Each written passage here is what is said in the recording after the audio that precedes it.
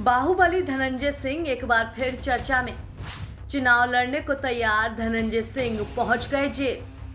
Kidnapping और रंगदारी case में कोर्ट से दोषी करार।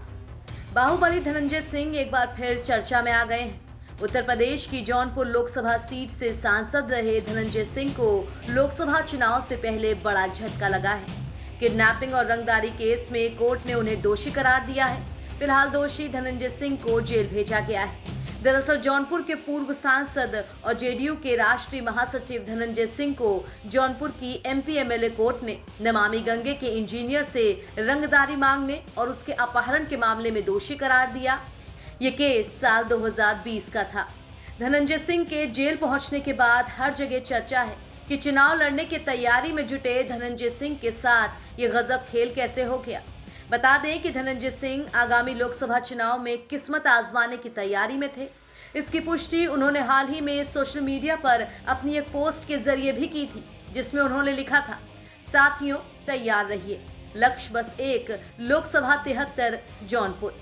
इस पोस्ट के साथ उन्होंने अपनी फोटो वाला एक पोस्टर भी शेयर किया था, जिसमें लिखा था, जीतेगा जौनपुर, जीतेंगे हम, आपका धनंजय।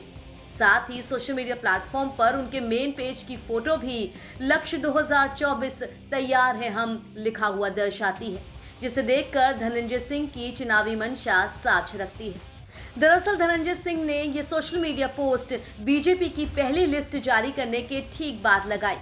बीजेपी ने हाल ही में 195 उम्मीदवारों की पहली सूची जारी की थी, जिसमें यूपी की 51 लोकसभा सीटों से उम्मीदवारों के नाम घोषित कर दिए गए थे। धनंजय सिंह को उम्मीद थी कि उन्हें बीजेपी से टिकट मिल जाएगा, मगर बीजेपी ने जौनपुर लोकसभा सीट से कृपाशंकर सिंह को उम्मीदवार घोषित किया।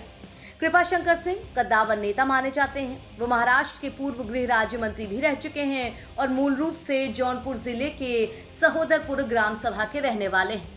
तो बीजेपी के इस ऐलान के तुरंत बाद धनंजय की तरफ से ये पोस्ट आना, इसे माना जा रहा था कि वो चुनाव लड़ने की तैयारी में है।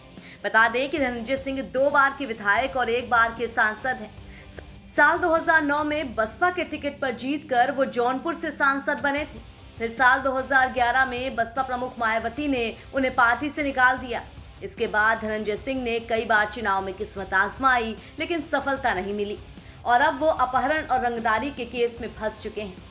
ये मामला नमामि गंगे के प्रोजेक्ट मैनेजर अभिनव सिंघल से जुड़ा हुआ है, जिन्होंने 10 मई 2020 को लाइन बाजार थाने में अपहरण, रंगदारी और अन्य धाराओं में पूर्व सांसद धनंजय सिंह व उनके सहयोगी संतोष विक्रम के खिलाफ एफआईआर दर्ज कराई थी। सिंघल ने आरोप लगाया था कि विक्रम सिंह 2 साथियों के साथ उनका अपहरण कर पूर्व सांसद के आवास पर ले गए, जहां धनंजय सिंह ने पिस्टल लगाकर जान से मारने की धमकी देकर उन्हें कम गुणवत्ता वाली सामग्री को लेकर धमकी दी थी।